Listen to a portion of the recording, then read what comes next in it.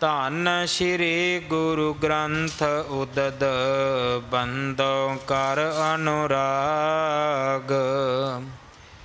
ਏਕ ਓੰਕਾਰ ਸਤਿਗੁਰੂ ਜਿਹ ਪ੍ਰਸਾਦ ਸਚ ਹੋਏ। ਵਾਹਿਗੁਰੂ ਜੀ ਕੀ ਫਤਿਹ। ਬਿਘਨ ਬਿਨਾਸਨ ਸੋਏ। ਵਾਹਿਗੁਰੂ ਜੀ ਕੀ ਫਤਿਹ। ਬਿਘਨ ਬਿਨਾਸਨ ਸੋਏ। ਸ਼੍ਰੀ ਨਾਨਕ ਬੈਠੀ ਜਹ ਜਾਈ। ਤੂਰਨ ਲੈ ਚੱਲੀਐ ਤਿਹ ਥਾਈ। ਮਹਾਪੁਰਖ ਪੂਰਨ ਹੈ ਸੋਈ। ਬਖਸ਼ੇ ਖਤਾ ਕਰੀ ਤਿਨ ਜੋਈ।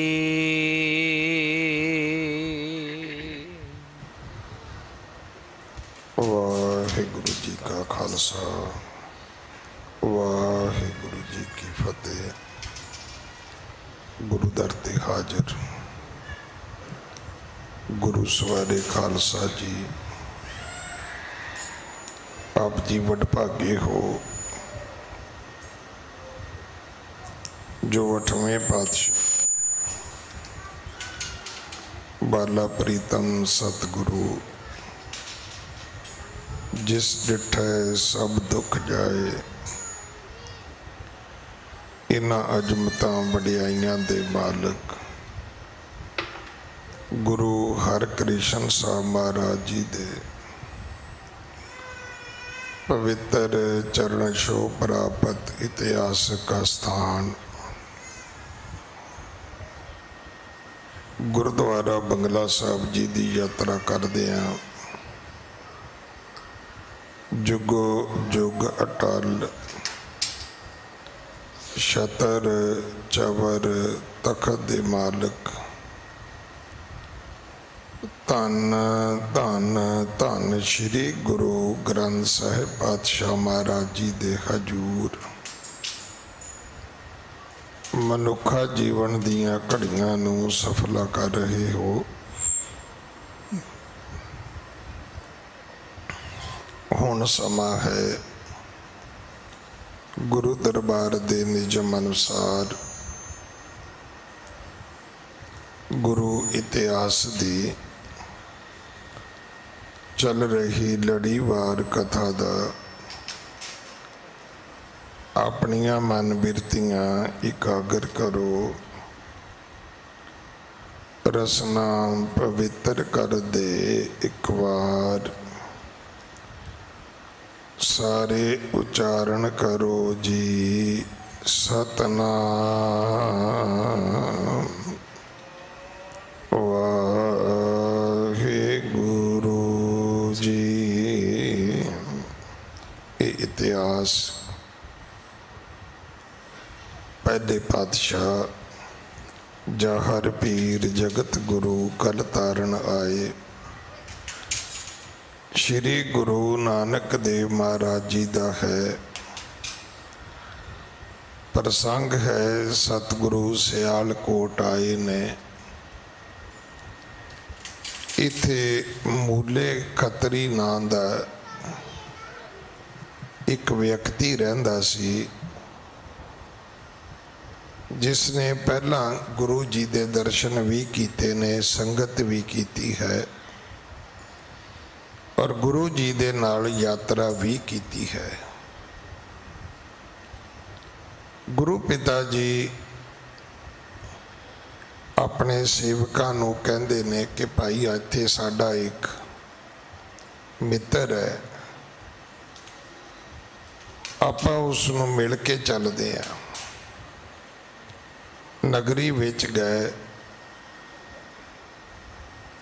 ਜਦੋਂ ਮੂਲੇ ਖੱਤਰੀ ਦੇ ਦਰਵਾਜ਼ੇ ਤੇ ਪਹੁੰਚੇ ਤਾਂ ਉਸ ਦੀ ਘਰਵਾਲੀ ਨੇ ਵੇਖ ਵੀ ਲਿਆ, ਪਹਿਚਾਨ ਵੀ ਲਿਆ। ਦੌੜ ਕੇ ਜਾ ਕੇ ਆਪਣੇ ਘਰ ਵਾਲੇ ਨੂੰ ਕਹਿੰਦੀ ਹੈ, ਮੂਲੇ ਖੱਤਰੀ ਨੂੰ, ਕਿ ਅੰਦਰ ਵੜ ਜਾ, ਲੁਕ ਜਾ। ਉਹੀ ਫਕੀਰ ਆਏ ਨੇ ਜਿਹੜੇ ਤੈਨੂੰ ਇੱਕ ਵਾਰੀ ਆਪਣੇ ਨਾਲ ਹੀ ਲੈ ਗਏ ਸਨ।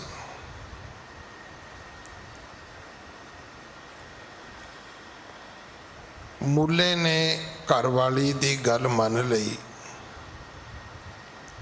ਐਸਾ ਘਰ ਵਾਲੀ ਨੇ ਉਹਦਾ ਮਨ ਵਿਚਲਿਤ ਕੀਤਾ ਕਿ ਉਹ ਪਹਿਲਾਂ ਅੰਦਰ ਕੋਠੇ ਵਿੱਚ ਵੜਿਆ, ਫਿਰ ਜਿੱਥੇ ਗੋਹੇ ਦੀਆਂ ਪਾਥੀਆਂ ਸੀ, ਪਾਥੀਆਂ ਦੇ ਘੀਰੇ ਸੀ, ਉੱਥੇ ਜਾ ਕੇ ਛੁਪ ਗਿਆ। ਇਤਨੇ ਨੂੰ ਸਤਿਗੁਰੂ ਜੀ ਨੇ ਆਵਾਜ਼ ਮਾਰੀ ਹੈ, ਮੂਲਿਆ ਮੂਲਿਆ ਕਹਿ ਕੇ ਬੁਲਾਇਆ ਹੈ। ਘਰ ਵਾਲੀ ਕਹਿਣ ਲੱਗੀ, ਜੀ ਜਿਸ ਨੂੰ ਤੁਸੀਂ ਆਵਾਜ਼ਾਂ ਮਾਰਦੇ ਹੋ ਉਹ ਤੇ ਘਰ ਨਹੀਂ ਹੈਗਾ, ਉਹ ਕਿਸੇ ਜ਼ਰੂਰੀ ਕੰਮ ਵਾਸਤੇ ਬਾਹਰ ਗਿਆ ਹੋਇਆ ਹੈ। ਸੱਚੇ ਪਾਤਸ਼ਾਹ ਨੇ ਉੱਥੇ ਇਹ ਬਚਨ ਵੀ ਆਖੇ ਸਨ, ਸੁਣ ਕੇ ਸ਼੍ਰੀ ਗੁਰ ਬਚ ਕਹਿਓ, ਬੇਮੁਖ ਕਰਮ ਵਿਹੀਨ। ਕੀ ਲੋੜ ਸੀ ਬੇਮੁਖ ਹੋਣ ਦੀ? ਕਰਮ ਵਿਹੀਨ ਸੀ, ਉਹਦੇ ਭਾਗਾਂ ਵਿੱਚ ਗੁਰੂ ਦੇ ਦਰਸ਼ਨ ਨਹੀਂ ਸਨ। ਜਿੱਦਣ ਸਾਨੂੰ ਇਹ ਗੱਲ ਸਮਝ ਆ ਗਈ ਵੀ ਗੁਰੂ ਦੇ ਦਰਸ਼ਨਾਂ ਦਾ ਜਿਹੜਾ ਪੁੰਨ ਫਲ ਹੈ ਉਹ ਮੁਕਤੀ ਹੈ, ਉਹ ਮੋਕਸ਼ ਹੈ। ਉਹ ਮੁਕਤੀ ਜਿਹੜੀ ਤੁਹਾਡੇ ਮਰਨ ਤੋਂ ਬਾਅਦ ਤੁਹਾਡਾ ਪਰਿਵਾਰ, ਤੁਹਾਡੇ ਬੱਚੇ ਵਿਧੀਵਤ ਸੰਸਕਾਰਨ ਤੋਂ ਲੈ ਕੇ ਸਰਾਧ ਕਰਨ ਤੱਕ ਕੋਸ਼ਿਸ਼ ਕਰਦੇ ਨੇ, ਉਹ ਮੁਕਤੀ। ਸਰਾਧ ਵੀ ਇਸੇ ਕਰਕੇ ਕੀਤੇ ਜਾਂਦੇ ਨੇ। ਕੀਰਤਪੁਰ ਸਾਹਿਬ ਜਾਂ ਹਰੀਦਵਾਰ ਹੱਡੀਆਂ ਵੀ ਇਸੇ ਕਰਕੇ ਪਾਈਆਂ ਜਾਂਦੀਆਂ ਨੇ। ਜਿੰਨੀ ਪਾਠ ਪੂਜਾ ਮਗਰੋਂ ਕੀਤੀ ਜਾਂਦੀ ਉਹ ਵੀ ਇਸੇ ਕਰਕੇ ਹੀ ਹੈ ਵੀ ਇਹਦੀ ਮੁਕਤੀ ਹੋ ਜਾਏ। ਜਿਹੜੀ ਮੁਕਤੀ ਸਾਰੇ ਪਰਿਵਾਰ ਨੇ ਪੀੜ੍ਹੀ ਦਰ ਪੀੜ੍ਹੀ,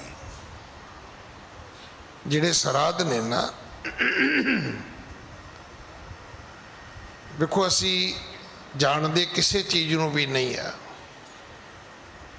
ਤੇ ਸਾਡੇ ਬਜ਼ੁਰਗ ਇੱਕ ਸ਼ਬਦ ਬੋਲਦੇ ਹੁੰਦੇ ਸੀ, ਕਹਿੰਦੇ ਪੁੱਤਰ ਨੀਮ ਹਕੀਮ ਖਤਰਾ ਜਾਣ।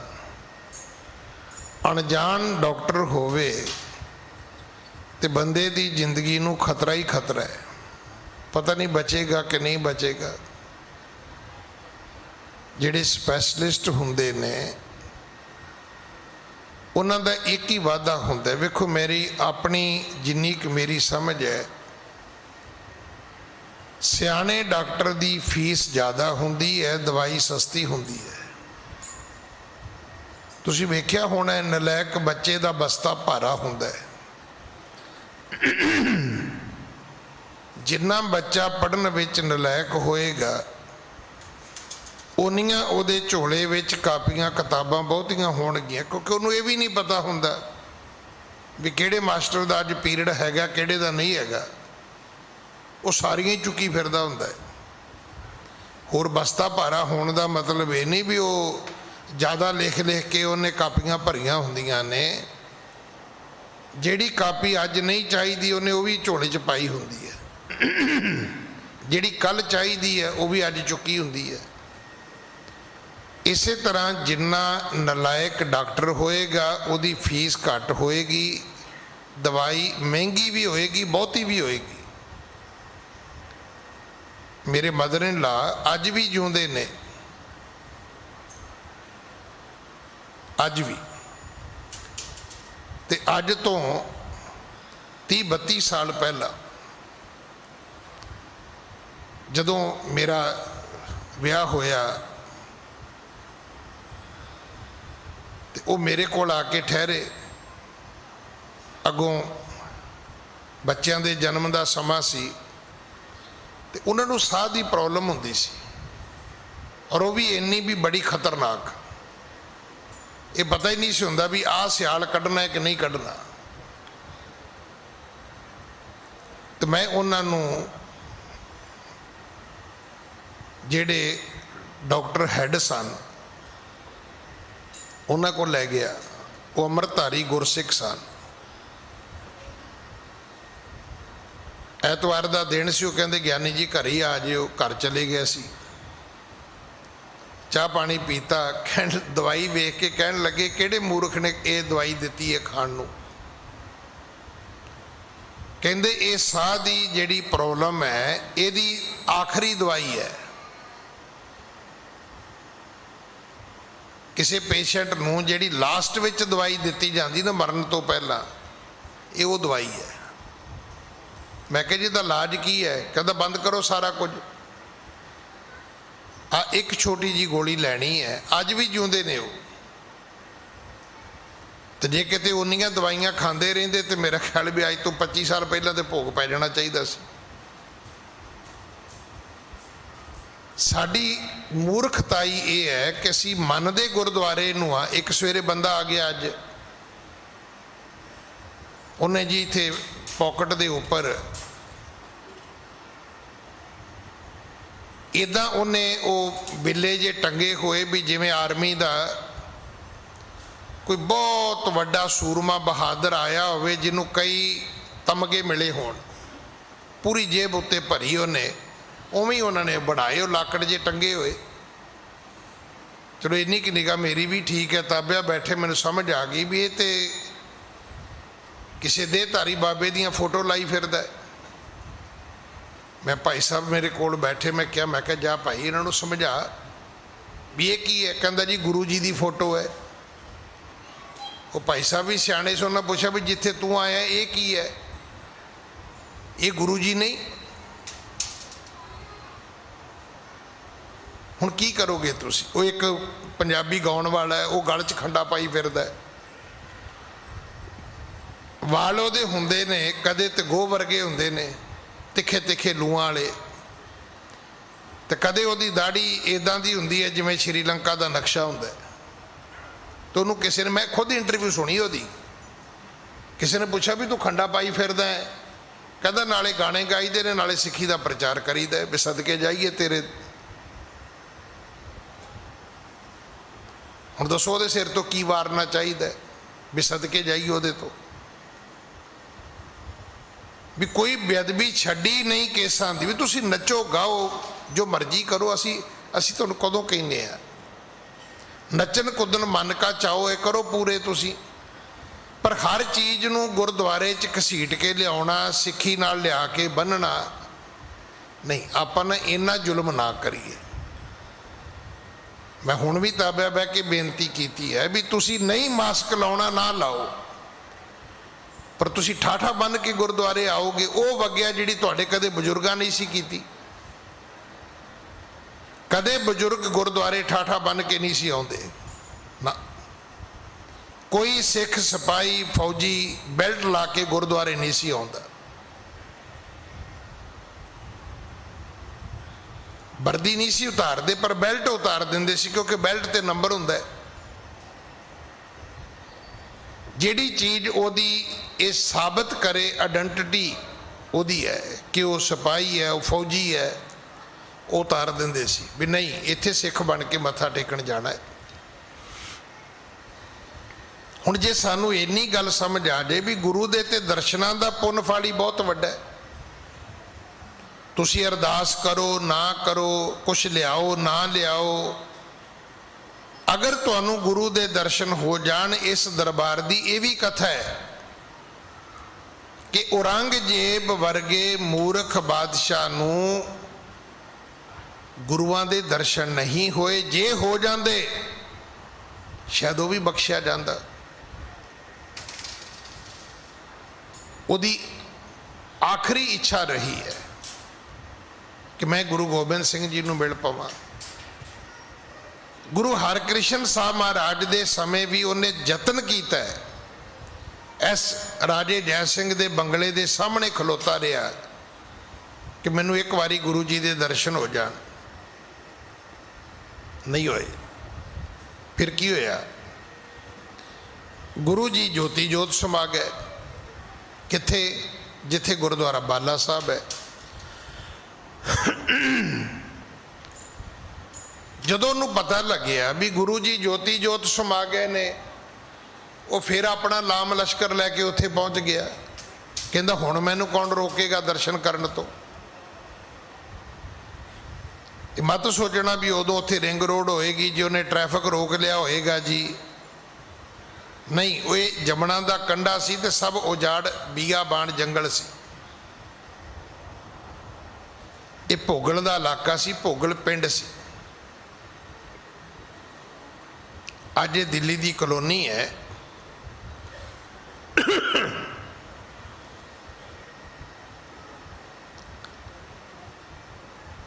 ये भोगल पिंड सी, इत्थे आ गया। हुण तुसीं कहोगे ज्ञानी जी कथा तो असीं कदे सुनी नहीं, तो जे तुसीं नहीं सुनी तो फिर की सुनिया? असीं वो सुनिया जिहड़ा साडे काम दा नहीं है। उत्थे फिर पहुंच गया भी हुण तां गुरु जी ज्योति जोत समा गए, हुण कौन रोक सकदा है मैनू, मैं बादशाह। की होया? इन्हें बा हुक्म गुरु जी दे कोठे विचों सारियां नूं बाहर कढ दिता। इतिहास कहता है कि जदों अंदर गया तो जदों इन्हें चादर चुकी है ना, उस वेले नूं केड़ा रूप दिसिया।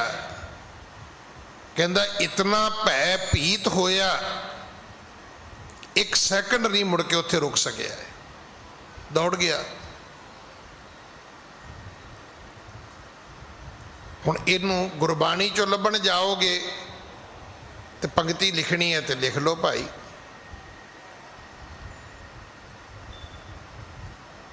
मंद भागी तेरो दर्शन नाहे, बस इको पंक्ति लिख लो। ये तो उल्ट लिखना है तो लिख लो, वड्डे भाग भेटे गुरुदेवा। वड्डी किस्मत होएगी तो गुरु दी मुलाकात होएगी, गुरु दे दर्शन होणगे, गुरु दी संगत मिलेगी, तुसी गुरुद्वारे आओगे। तो जे माड़ी किस्मत होई तो गुरुद्वारे दे आउण वाले दी कार विच बह के भी तुसी कोई गल कही जानी, भाजी मेरी काल बड़ी जरूरी आ गई, तुसी मत्था टेक आओ, मैं गड्डी च बहना। इनू कहंदे ने बदकिस्मत।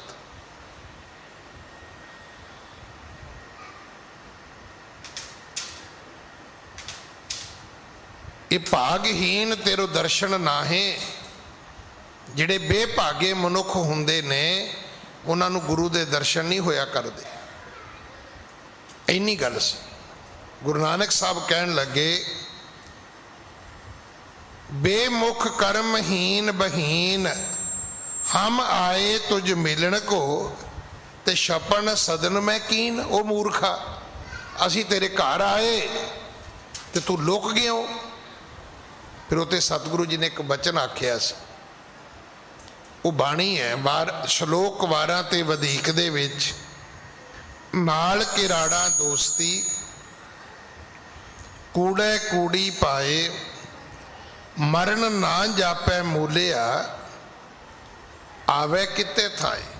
मौत का की पता कित्थे आ जानी है। मौत की कोई थां नहीं है, मौत का कोई समा नहीं है, मौत की कोई उम्र नहीं है।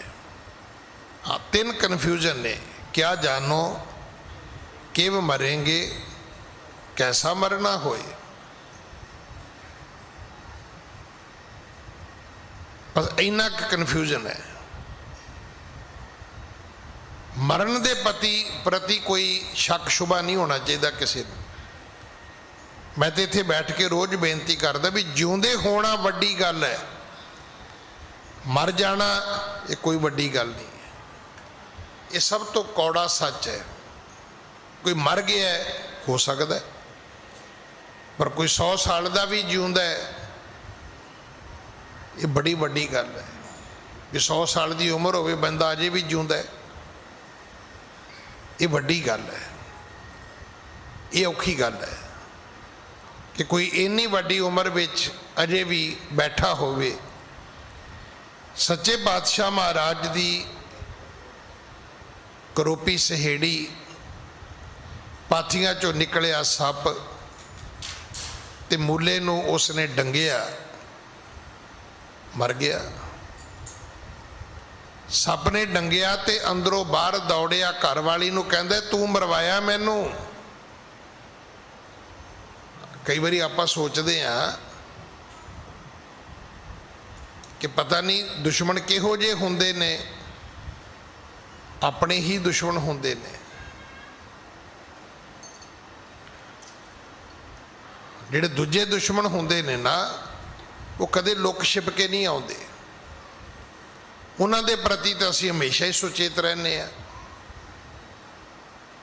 ਜਦੋਂ ਵੀ ਘਰ ਸੜਦਾ ਹੈ, ਘਰ ਕੋ ਆਗ ਲੱਗੀ ਘਰ ਕੇ ਚਿਰਾਗ ਸੇ। ਜਦੋਂ ਮੇਰੇ ਘਰ ਸ਼ਾਰਟ ਸਰਕਟ ਹੋਏਗਾ ਤੇ ਮੇਰੇ ਘਰ ਦੀਆਂ ਤਾਰਾਂ ਨਾਲ ਹੋਣਾ ਹੈ, ਗੁਆਂਢੀਆਂ ਦੀਆਂ ਤਾਰਾਂ ਨਾਲ ਨਹੀਂ ਹੋਣਾ। ਮੇਰੇ ਘਰ ਨੂੰ ਅੱਗ ਲੱਗੇਗੀ ਤੇ ਮੇਰੇ ਦੀਵੇ ਨਾਲ ਲੱਗੇਗੀ। ਜਿਹੜਾ ਦੀਵਾ ਗੁਆਂਢੀਆਂ ਦੇ ਘਰ ਜਗਦਾ, ਮੇਰੇ ਘਰ ਥੋੜਾ ਅੱਗ ਲਾ ਸਕਦਾ ਹੈ। ਤੋ ਇਸ ਕਥਾ ਦੇ ਵਿੱਚ ਆਉਂਦਾ ਹੈ ਕਿ ਉਹ ਅੰਦਰੋਂ ਨਿਕਲਿਆ, ਇੰਨੀ ਗੱਲ ਉਹਨੇ ਕਹੀ ਹੈ ਵੀ ਮੈਨੂੰ ਤੂੰ ਮਰਵਾਇਆ। ਇਹ ਪੂਰਨ ਸੰਤ ਸਨ, ਕਿੱਧਰ ਗਏ ਨੇ, ਮੈਂ ਆਪਣੀ ਭੁੱਲ ਬਖਸ਼ਾ ਲਵਾਂ। ਇਸ ਤੋਂ ਅੱਗੇ ਨਾ ਉਹ ਕੁਝ ਪੁੱਛ ਸਕਿਆ ਤੇ ਨਾ ਉਹਦੀ ਘਰਵਾਲੀ ਦੱਸਦਾ ਹੈ ਵੀ ਇਹਨੂੰ ਚੁੱਕੋ, ਉੱਥੇ ਲੈ ਚੱਲੋ ਜਿੱਥੇ ਸੰਤ ਬੈਠੇ ਨੇ।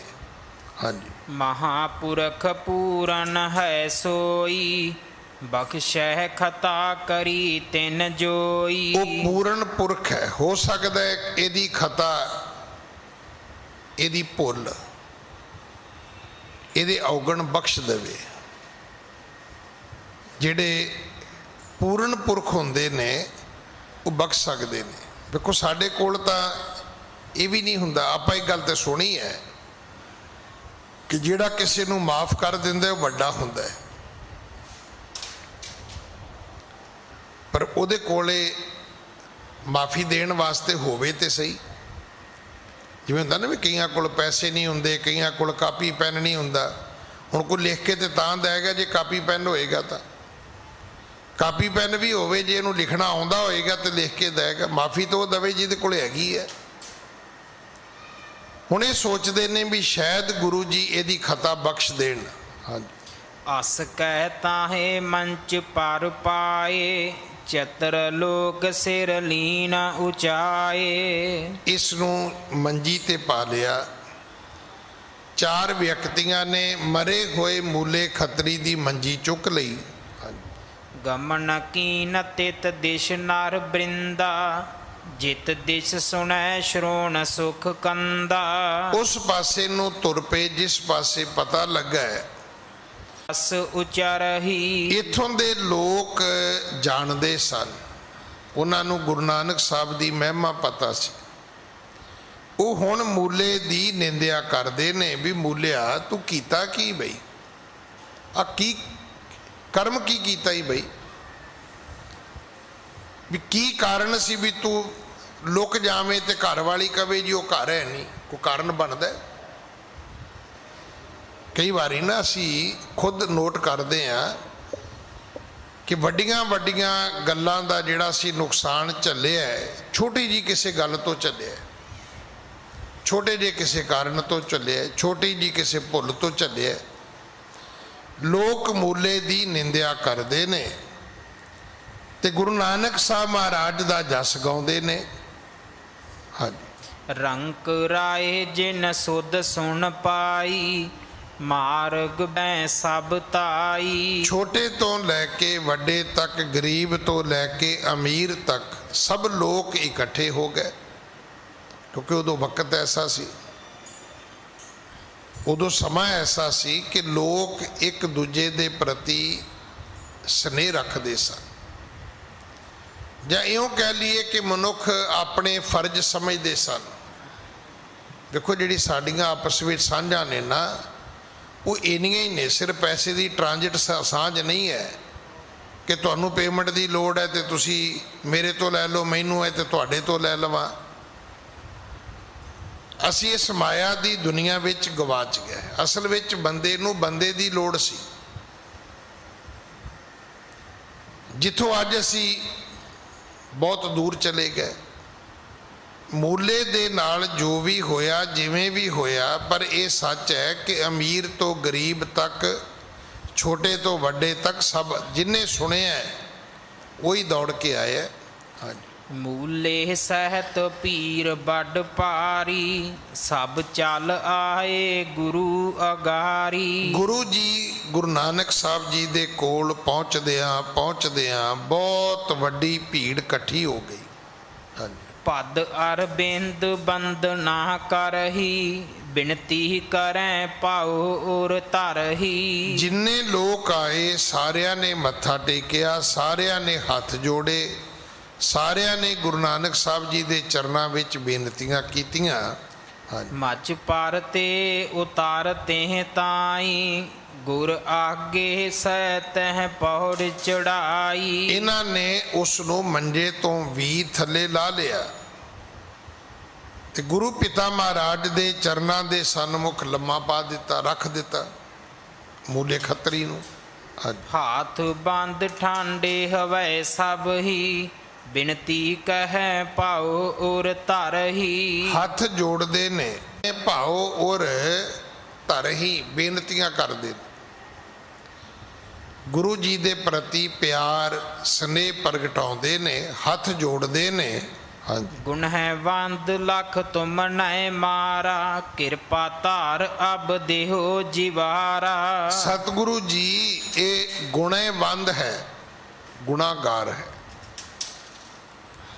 ते मरिया ते तुहाडे करके ही है। भावें मारिया रब ने है पर वग्या इन्हें तुहाडी कीती है। हुण सानू नहीं ना पता इस गल दा कि संतन दुख पाए ते दुखी। हुण इहदी आड़ दे विच भी लोग सानू ब्लैकमेल करदे ने। हर बंदा ही कहता जी मैं संत हाँ। हाँ जे कोई संत होवे ते बिल्कुल सुचेत होइओ जे, कदे भी रब दे प्यारे नूं दुख नहीं देना चाहिदा। इहदा वैसे वधिया ढंग तां इह है, साडे बजुर्गां कोल सी भी दुख किसी नूं भी नहीं देना चाहिदा। की पता कौन संत है। इहदी कथा भी है साडे कोल कि कबीर जी दे घरों कुत्ता सुक्की रोटी लैके चला गया, तो कबीर जी मगर घ्यो दा कुज्जा लैके भज पे। किसी ने पूछया भी भगत जी किधर भजे जाने हो, कहते आ भला लोग सुक्की रोटी लै गया खाएगा किवें, वो तो आकड़ी हुई है। कईयां ने ये भी अर्थ गलत कर दिते भी वेखो जी कुत्ते विच भी रब है। हाँ कुत्ते विच रब है, पर जे अखा कबीर दियां होण तां वाली नहीं सी होनी। मुंडा आके पुछदा है रोटी देती हूँ बापू नूं, भी उदा ही कहते बापू नूं रोटी पाती कि नहीं पाती। जो कुत्ते नूं रोटी पाई दी है, तुसी इहदी जिहड़ी टोन है ना, अज जदों इत्थे शब्द फड़दे ने ना तो कई आ जाते हैं कहते ज्ञानी जी तर्ज सुनी है कि बरागी किहड़ी ला के बैठे ने। सवाल तो भी टोन किहड़ी है। और बापू नूं रोटी देती हूँ, देती हूँ का मतलब होता है पाती हूँ भाई। मैं सोचती सी भी तू ही आके पावे। ते संसार दे लोगों कुत्ते विच भी रब है, पर अखां भगत कबीर वालियां चाहिदियां ने। पर जिहड़ियां कुत्ते वालियां अखां सानू लगियां ने, सानू नहीं भगत कबीर च रब नज़र आउणा। जिन्हां नूं कुत्ते विच रब नज़र आउंदा है, उन्होंने अपने बुढ़ड़े माँ बाप विच रब पहला नज़र आएगा। वो कहणगे गुरदेव माता, गुरदेव पिता।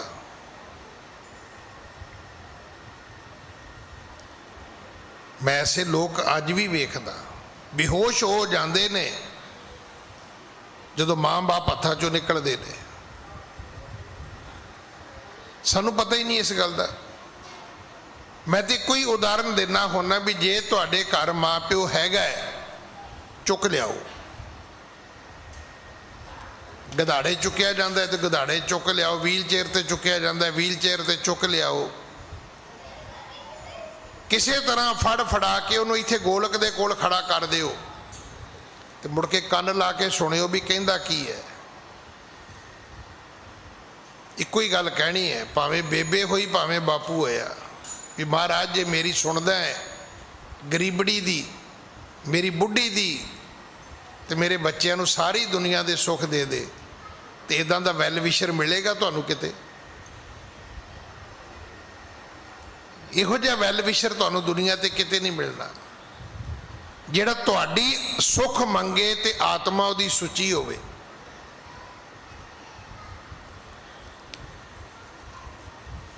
सच्चे पातशाह महाराज कहन लगे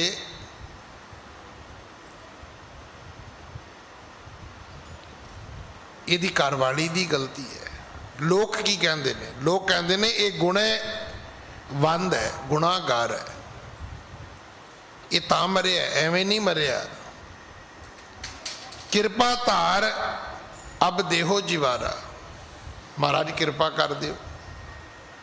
अवग्या तेने तुहाडी कीती सी ना, बेशक रब ने मारे है। देखो गुरबाणी कदे नहीं कहती कि गुरु जी कहन कि मैं मारे है, नहीं, गुरु जी सानू दसदे ने कि मारै राखै एको आप। मारन वाला भी वो है, रखण वाला भी वो है, कोई दूजा है ही नहीं। ये गल सानू नहीं अजे समझ आ रही। असीं सोचते हाँ भी रखण वाला तो ये है, रखण वाला ये, तो मारन वाला कौन है? इन्नी की गल समझ लो, फिर वापस मुड़ आओगे भी मारन वाला भी ये ही है। फिर तुहानू तुहाडी दृढ़ता भी वधेगी, तुहाडा भरोसा भी वधेगा, और तुहानू समझ भी आ जाएगी भी सारी निष्ठा इत्थे रखनी पैनी है। जे रखण वाला ये है तो चेता रखना मारन वाला भी ये ही है। दो रब है ही नहीं धरती ते, वखरे वखरे दो रब नहीं हैगे।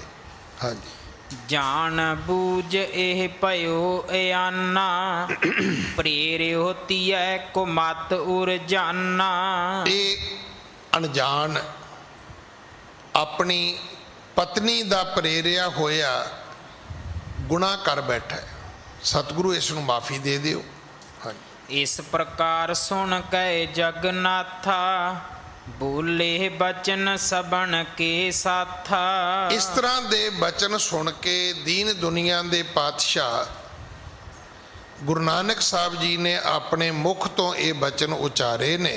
हाँ, रहो जीवना इस मृत आई, नह कैसे हूँ होत बचाई। सतगुरु कहन लगे हुण ये गल ते जाओ छड्ड, ये गल ते दिओ छड्ड कि जिउंदा कर दिओ जी, जिउंदा कर दिओ जी। सतगुरु कहंदे इहदा भोग पाओ, ये नहीं जिउंदा हुंदा, ये मर चुका है, ते मरिया बंदा कदे मुड़ के जिउंदा नहीं हो सकदा।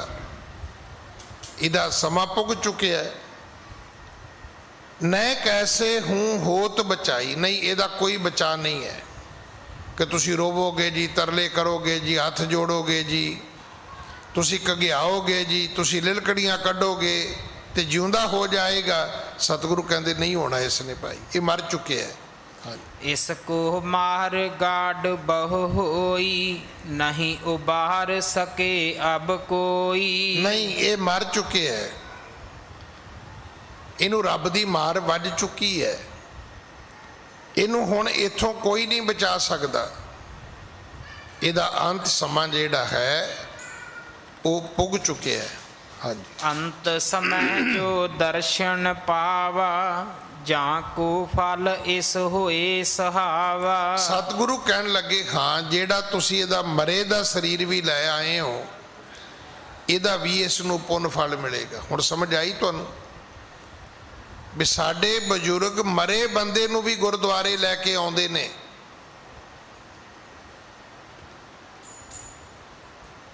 ये अगली जनरेशन नूं नहीं पता लगना, पर जिहड़ी ਅੱਜ ਜਨਰੇਸ਼ਨ ਹੈਗੀ ਹੈ, ਉਹਨਾਂ ਨੂੰ ਪਤਾ ਹੈ ਕਿ ਜਦੋਂ ਘਰੋਂ ਕਿਸੇ ਨੂੰ ਦਾਹ ਸੰਸਕਾਰ ਵਾਸਤੇ ਲੈ ਕੇ ਜਾਣਾ ਹੈ ਤਾਂ ਗੁਰਦੁਆਰੇ ਹੋ ਕੇ ਜਾਣਾ ਹੈ। ਇਹਦਾ ਅਰਥ ਇਹ ਨਹੀਂ ਕਿ ਉਹਨੂੰ ਅੰਦਰ ਲੈ ਕੇ ਆਉਣਾ, ਅੰਦਰ ਨਹੀਂ ਲੈ ਕੇ ਆਉਂਦੇ। ਜਿਹੜੇ ਸਿਆਣੇ ਨੇ ਉਹ ਭਾਵੇਂ ਗੱਡੀ ਹੋਵੇ ਗੁਰਦੁਆਰੇ ਦੇ ਸਾਹਮਣੇ ਜਾ ਕੇ ਉਹਨੂੰ ਥੱਲੇ ਲਾ ਲੈਂਦੇ ਨੇ, ਉੱਥੇ ਥੱਲੇ ਰੱਖ ਕੇ ਫਿਰ ਅਰਦਾਸ ਕਰਾਉਂਦੇ ਨੇ ਕਿ ਮਹਾਰਾਜ ਇਹਦੇ ਔਗਣ ਬਖਸ਼ੋ। ਗੁਰੂ ਨਾਨਕ ਸਾਹਿਬ ਕਹਿਣ ਲੱਗੇ ਜਿਹੜਾ ਤੁਸੀਂ ਮਰੇ ਨੂੰ ਵੀ ਚੁੱਕ ਲਿਆਏ ਹੋ, ਅੰਤ ਸਮੇਂ ਜੋ ਦਰਸ਼ਨ ਪਾਵਾ ਜਾ ਕੋ ਫਲ ਇਸ ਹੋਏ ਸੁਹਾਵਾ। ਨਹੀਂ, ਇਹਦਾ ਹੁਣ ਇਹਨੂੰ ਪੁੰਨ ਫਲ ਮਿਲ ਜਾਏਗਾ। ਉਹਦੇ ਮਰੇ ਸਰੀਰ ਨੇ ਵੀ ਜਿਹੜੇ ਦਰਸ਼ਨ ਕੀਤੇ ਨੇ, ਇਹਦਾ ਇਸ ਨੂੰ ਪੁੰਨ ਫਲ ਮਿਲੇਗਾ। ਸ਼ਾਇਦ ਪਤਾ ਨਹੀਂ ਆਪਾਂ ਨੂੰ ਇਸ ਸਰੀਰ ਦੀ ਕੀਮਤ ਪਤਾ ਹੈ ਕਿ ਨਹੀਂ ਪਤਾ ਹੈ। ਜਿਹੜੇ ਬੰਦਾ ਚੁੱਕ ਕੇ ਵੇਚਦੇ ਨੇ ਅੱਜ ਉਹਨਾਂ ਨੂੰ ਪਤਾ ਹੈ ਵੀ ਇਹਦੀ ਕਿਡਨੀ ਦਾ ਕਿੰਨਾ ਮੁੱਲ ਹੈ, ਇਹਦੇ ਹਾਰਟ ਦਾ, ਲੀਵਰ ਦਾ ਕੀ ਮੁੱਲ ਹੈ। ਇਹ ਜਦੋਂ ਦੀਆਂ ਇਹ ਚੀਜ਼ਾਂ ਟਰਾਂਸਪਲਾਂਟ ਹੋਣ ਲੱਗੀਆਂ ਨੇ ਉਦੋਂ ਬਾਅਦ ਹੀ ਪਤਾ ਲੱਗਾ ਵੀ ਬੰਦਾ ਤਾਂ ਕਈ ਕਰੋੜਾਂ ਦਾ ਹੈ। ਇਹਦੀਆਂ ਅੱਖਾਂ ਵੀ ਕੰਮ ਆਉਂਦੀਆਂ ਨੇ, ਇਹਦਾ ਸਰੀਰ ਕੰਮ ਆਉਂਦਾ ਹੈ ਔਰ ਬੜਾ ਮਹਿੰਗਾ ਆਉਂਦਾ ਹੈ। ਪਰ ਇਹ ਸੱਚ ਹੈ, ਇਹ ਸਰੀਰ ਜਿਹਦੀ ਇਸ ਧਰਤੀ ਤੇ ਸਿਕਦਾਰੀ ਹੈ, ਵੇਖੋ ਇਹ ਸਰੀਰ ਹੀ ਹੈ ਜਿਹਦੇ ਪੈਰਾਂ ਤੇ ਦੁਨੀਆ ਮੱਥਾ ਟੇਕਦੀ ਹੈ, ਜਿਹਦੇ ਸਿਰ ਤੇ ਮੁਕਟ ਸੱਜਦੇ ਨੇ। ਕਦੇ ਕਿਸੇ ਨੇ ਖੋਤਿਆਂ ਘੋੜਿਆਂ ਦੇ ਸਿਰ ਤੇ ਮੁਕਟ ਲਾਏ ਨੇ? ਨਹੀਂ, ਪੂਜਾ ਇਸ ਸਰੀਰ ਦੀ ਹੁੰਦੀ ਹੈ। ਇਸ ਸਰੀਰ ਨੂੰ ਸੰਭਾਲਣ ਦੀ ਲੋੜ ਹੈ। ਤੋ ਸੱਚੇ ਪਾਤਸ਼ਾਹ ਮਹਾਰਾਜ ਕਹਿਣ ਲੱਗੇ ਭਾਈ ਇਹਦਾ ਵੀ ਇਹਨੂੰ ਪੁੰਨ ਫਲ ਮਿਲੇਗਾ। ਹਾਂਜੀ, 10ਵਾਂ ਜਾਮਾ ਪਹਿਰੇ ਜਬ ਹੀ ਜਨਮ ਮਰਨ ਤੇ ਗਤ ਦੈ ਤਬ ਹੀ। ਜਦੋਂ ਸਾਡਾ 10ਵਾਂ ਜਾਮਾ ਆਏਗਾ ਤੇ ਉਦੋਂ ਇਹਦੀ ਜੰਮਣ ਮਰਨ ਦੀ ਮੁਕਤੀ ਹੋ ਜਾਏਗੀ, ਇਹਦੀ ਗਤ ਹੋ ਜਾਏਗੀ। ਕੇਵਲ ਇਹ ਅੱਜ ਮਰਿਆ ਨਹੀਂ, ਇਹ ਵੀ ਚੇਤਾ ਰੱਖਣਾ। ਸਵਾਲ ਇੰਨਾ ਹੀ ਨਹੀਂ ਹੁੰਦਾ ਕਿ ਬੰਦਾ ਮਰ ਗਿਆ ਹੈ। ਭਗਤ ਜੀ ਕਹਿੰਦੇ ਨੇ ਕਬੀਰ ਸੰਤ ਮੂਏ ਕਿਆ ਰੋਈਐ, ਜੋ ਆਪਣੇ ਗ੍ਰਹਿ ਜਾਏ ਰੋਵੋ ਸਾਕਤ ਵਾਪਰੇ, ਜੋ ਹਾਟੇ ਹਾਟ ਵਿਕਾਏ। ਇਹ ਅੱਜ ਕੇਵਲ ਮਰਿਆ ਨਹੀਂ, ਇਹਨੇ ਹੁਣ ਹੱਟੀ ਹੱਟੀ ਤੇ ਵੀ ਵਿਕਣਾ ਜੇ। ਇਹਨੇ 84 ਲੱਖ ਜੂਨਾਂ ਦੇ ਭੋਗ ਭੋਗਣੇ ਨੇ ਅਜੇ। 10ਵੇਂ ਜਾਮੇ ਵਿੱਚ ਜਾ ਕੇ ਦੀ ਮੁਕਤੀ ਹੋਏਗੀ। ਹਾਂਜੀ, ਤਬ ਲਹੁ ਜਨਮ ਧਰੇ ਗੋ ਏਹੀ, ਸੂਕਰ ਸਸਾ ਮਿਰਗ ਕੀ ਦੇਹੀ। ਕਦੇ ਸੂਰ ਬਣੇਗਾ, ਕਦੇ ਖਰਗੋਸ਼ ਬਣੇਗਾ, ਕਦੇ ਹਿਰਨ ਬਣੇਗਾ। ਅਜੇ ਇਸਨੇ ਕਈ ਜਨਮ ਭੋਗਣੇ ਨੇ।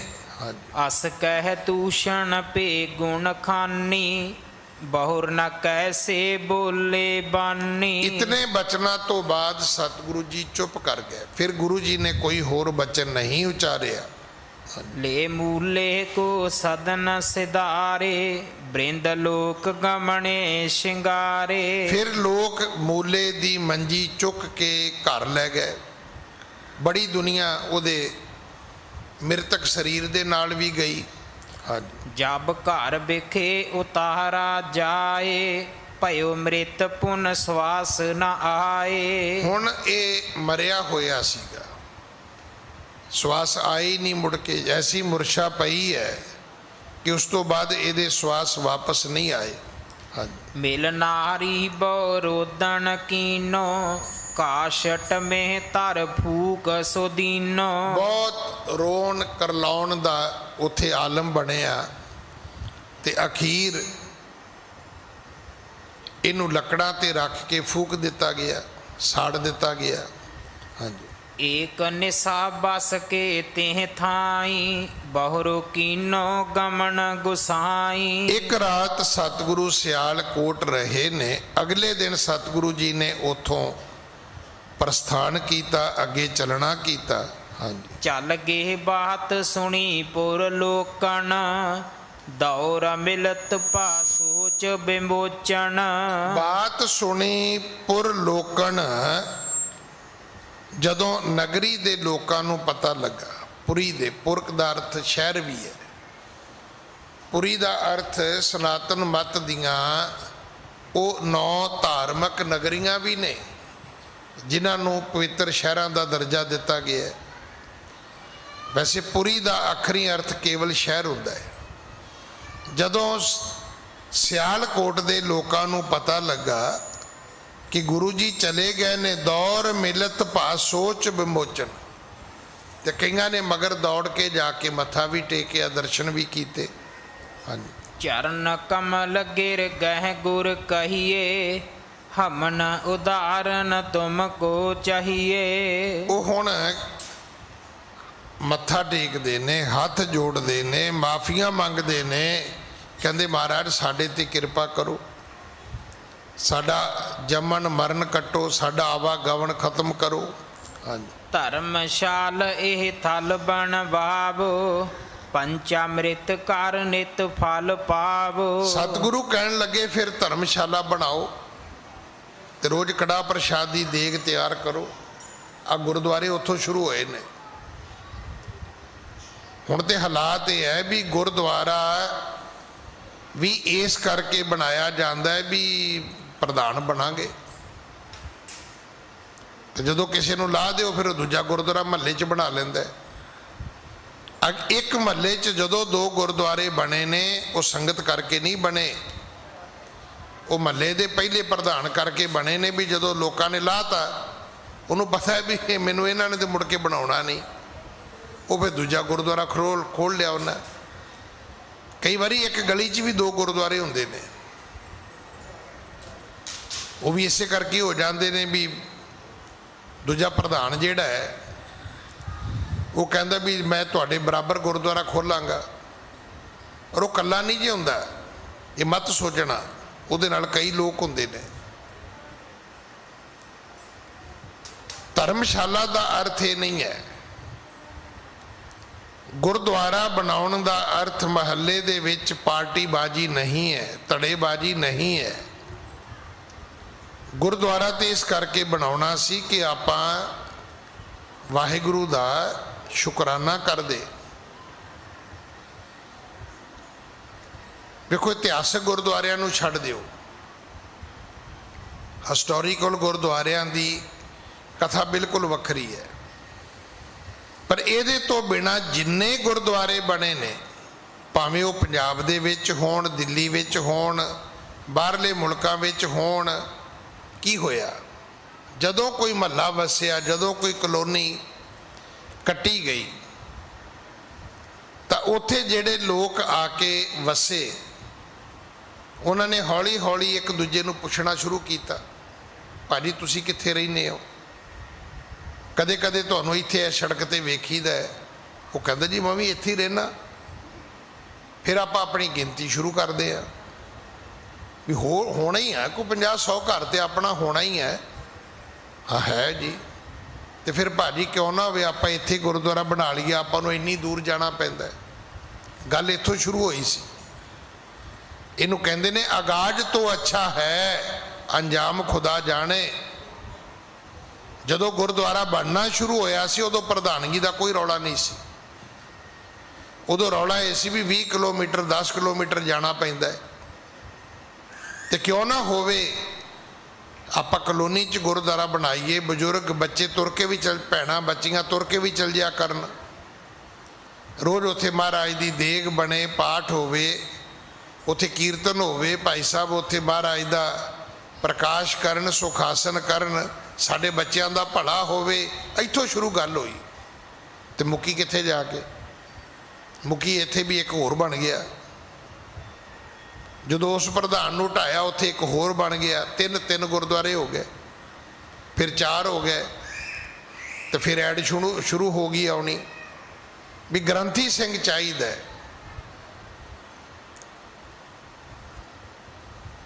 ਤੇ ਗ੍ਰੰਥੀ ਸਿੰਘ ਨੇ ਪੁੱਛਿਆ ਵੀ ਭਾਈ ਮੈਨੂੰ ਵੀ ਕੁਝ ਚਾਹੀਦਾ। ਨਹੀਂ ਨਹੀਂ ਬਾਬਾ ਜੀ ਚੜਾਵਾ ਬੜਾ ਹੈ। ਉਹ ਕਹਿੰਦਾ ਤਨਖਾਹ, ਕਹਿੰਦੇ ਜੀ ਇੰਨੇ ਪੈਸੇ ਹੀ ਹੈ ਨਹੀਂ। ਜੇ ਪੈਸੇ ਨਹੀਂ ਤੇ ਗੁਰਦੁਆਰਾ ਕਾਹਦੇ ਲਈ ਬਣਾਇਆ? ਆਪਣੀ ਚੌਧਰ ਦੀ ਗੁਰਦੁਆਰਾ ਬਣਾਉਨੇ ਹੋ। ਜੇ ਤੁਸੀਂ ਗ੍ਰੰਥੀ ਸਿੰਘ ਨੂੰ ਤਨਖਾਹ ਨਹੀਂ ਦੇ ਸਕਦੇ, ਤੁਸੀਂ ਰਾਗੀ ਸਿੰਘ ਨਹੀਂ ਰੱਖ ਸਕਦੇ, ਤੁਸੀਂ ਰੋਜ਼ ਦੇਸੀ ਘਿਓ ਦਾ ਕੜਾਹ ਪ੍ਰਸ਼ਾਦ ਨਹੀਂ ਬਣਾ ਸਕਦੇ ਤੇ ਕਾਹਦੇ ਲਈ ਗੁਰਦੁਆਰਾ ਬਣਾਇਆ ਤੁਸੀਂ?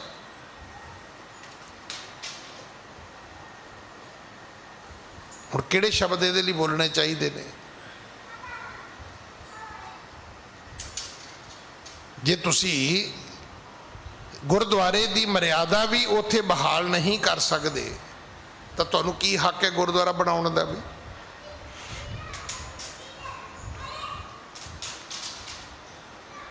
ਇਸ ਕਰਕੇ ਗੁਰੂ ਨਾਨਕ ਦੇ ਪਿਤਾ ਜੀ ਨੂੰ ਸਿਆਲਕੋਟ ਦੇ ਲੋਕਾਂ ਨੇ ਪੁੱਛਿਆ ਸਾਡਾ ਭਲਾ ਕਿਵੇਂ ਹੋਏਗਾ, ਤੇ ਗੁਰੂ ਜੀ ਨੇ ਕੋਈ ਬਚਨ ਆਖਿਆ, ਸੁਣ ਲੈਣਾ। ਧਰਮਸ਼ਾਲ ਇਹ ਥਲ ਬਣਵਾਵੋ, ਪੰਚਾ ਅੰਮ੍ਰਿਤ ਕਰ ਨੁਤ ਫਲ ਪਾਵੋ। ਗੁਰਦੁਆਰਾ ਬਣਾਓ, ਉਦੋਂ ਧਰਮਸ਼ਾਲਾ ਕਹਿੰਦੇ ਸੀ, ਤੇ ਰੋਜ਼ ਕੜਾਹ ਪ੍ਰਸ਼ਾਦ ਦੀ ਦੇਗ ਬਣਾਓ ਤੇ ਜੋ ਮੰਗੋਗੇ ਮਿਲ ਜਾਏਗਾ। ਮੈਂ ਤਾਂ ਰੋਜ਼ ਬੇਨਤੀ ਕਰਦਾ, ਘਰ ਬਣਾਉਣੀ ਸ਼ੁਰੂ ਕਰ ਦਿਓ। ਆਪਣੇ ਘਰ ਸਵੇਰੇ ਉੱਠ ਕੇ ਚਾਹ ਦੀ ਥਾਂ ਤੇ ਦੇਗ ਬਣਾਓ। ਕਹੋ ਆਪਣੀ ਘਰਵਾਲੀ ਨੂੰ ਕਿ ਸਵੇਰੇ ਉੱਠ ਕੇ ਪਹਿਲਾਂ ਪ੍ਰਸ਼ਾਦ ਬਣਾਉਣਾ, ਭਲੀਏ ਲੋਕੇ, ਚਲੋ ਇਹਨੇ ਬਹਾਨੇ ਨਹਾਉਣ ਵੀ ਲੱਗ ਜੇਗੀ। ਉਹਦਾ ਤੇ ਪਤਾ ਨਹੀਂ ਤੁਹਾਡੇ ਜਾਣ ਤੋਂ ਬਾਅਦ ਵੀ ਨਹਾਵੇ ਕਿ ਨਾ ਨਹਾਵੇ। ਭੈਣੋ ਮੈਨੂੰ ਮਾਫ ਕਰ ਦਿਓ ਜੇ ਕਿਤੇ ਕਿਤੇ ਨਾ ਸੋਚ ਲਿਓ ਵੀ ਬਾਬਾ ਕਹਿੰਦਾ ਬੀਬੀਆਂ ਨਹਾਉਂਦੀਆਂ ਨਹੀਂ। ਪਰ ਇੱਕ ਬੰਦਿਸ਼ ਹੋ ਜਾਏਗੀ ਵੀ ਸਵੇਰੇ ਉੱਠਣਾ ਹੈ। ਮੈਂ ਘਰ ਦੀ ਸੁਆਣੀ ਹੈ। ਸੁਆਣੀ ਦਾ ਅਰਥ ਇਹ ਨਹੀਂ ਹੁੰਦਾ ਵੀ ਚਾਬੀਆਂ ਲੱਕ ਨਾਲ ਬੰਨੀ ਫਿਰਨਾ। ਸੁਆਣੀ ਦਾ ਅਰਥ ਹੈ ਵੀ ਤੂੰ ਘਰ ਦੀ ਜ਼ਿੰਮੇਵਾਰ ਹੈ। ਔਰ ਮੈਂ ਆਪ ਜੀ ਨੂੰ ਬੇਨਤੀ ਕਰਾਂ, ਜਿਸ ਘਰ ਦੀ ਸੁਆਣੀ ਆਪਣੇ ਘਰ ਵਾਲੇ ਔਰ ਬੱਚਿਆਂ ਨਾਲੋਂ ਪਹਿਲਾਂ ਉੱਠਦੀ ਹੈ, ਉਸ ਘਰ ਨੂੰ ਕਦੇ ਕੁਝ ਨਹੀਂ ਹੋ ਸਕਦਾ।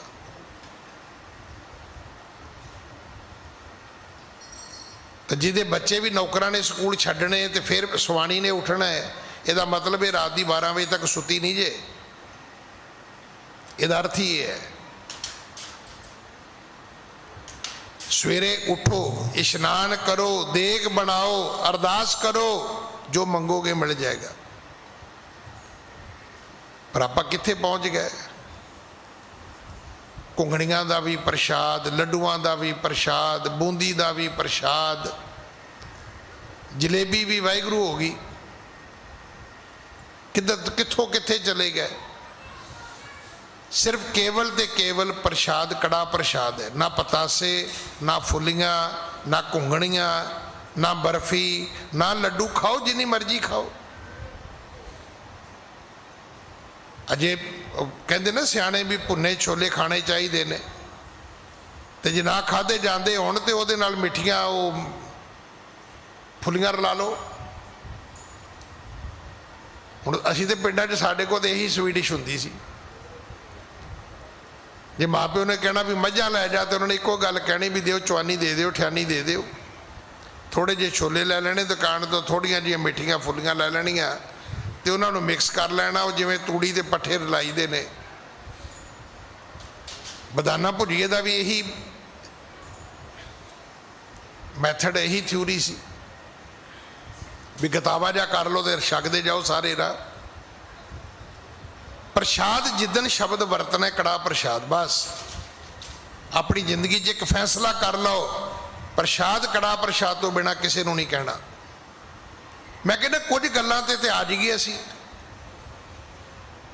ਦਰਸ਼ਨ ਸਿਰਫ ਗੁਰੂ ਦੇ ਕਰਨੇ ਨੇ, ਪ੍ਰਸ਼ਾਦ ਕੇਵਲ ਕੜਾ ਪ੍ਰਸ਼ਾਦ ਹੈ। ਮੱਥਾ ਸਿਰਫ ਗੁਰਦੁਆਰੇ ਜਾ ਕੇ ਟੇਕਣਾ, ਕਿਤੇ ਨਹੀਂ ਟੇਕਣਾ। ਜੋ ਮਰਜ਼ੀ ਆ ਜਾਵੇ, ਨਹੀਂ ਟੇਕਣਾ ਮੱਥਾ ਕਿਸੇ ਨੂੰ। ਕੁਝ ਬਣਾ ਲਓ ਆਪਣੇ ਪ੍ਰਿੰਸੀਪਲ, ਕੰਮ ਆਉਣਗੇ ਤੁਹਾਡੇ।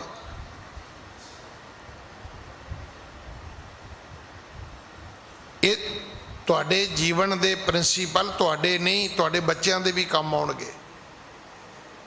ਜਿਹੜੇ ਤੁਹਾਨੂੰ ਵੇਖਣਗੇ ਉਹਨਾਂ ਦੇ ਵੀ ਕੰਮ ਆਉਣਗੇ। ਕਿਉਂਕਿ ਜਿਹੜੇ ਦਰ ਦਰ ਤੇ ਭਟਕਦੇ ਲੋਕ ਹੁੰਦੇ ਨੇ ਨਾ, ਉਹ ਖੁਆਰ ਹੁੰਦੇ ਨੇ, ਔਰ ਉਹਨਾਂ ਦੀ ਖੁਆਰੀ ਵਿੱਚ ਉਹਨਾਂ ਦੇ ਕਰਮ ਵੀ ਹੁੰਦੇ ਨੇ, ਰੱਬ ਦੀ ਮਾਰ ਵੀ ਹੁੰਦੀ ਹੈ।